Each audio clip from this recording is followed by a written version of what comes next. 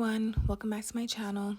So for this look, I went for a copper split tone Keyshia Cole inspired hair.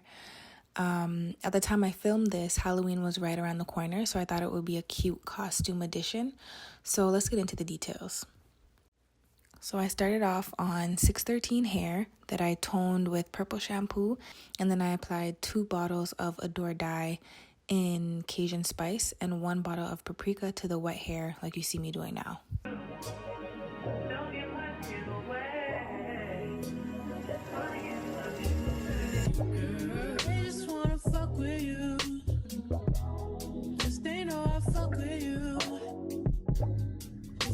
My trust in you.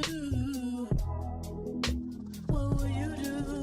Will you just step back? Will you duck it out? Will you be here to the... And I'm slapping the color onto the hair. Please take your time and comb through as you go to ensure even distribution. I did end up combing through off camera, so don't rush through. Just take your time. We don't want patchy hair. I just wanna know if you my friend. I just wanna know if you pretending. I know I've been away. I'm just trying to get my mind straight.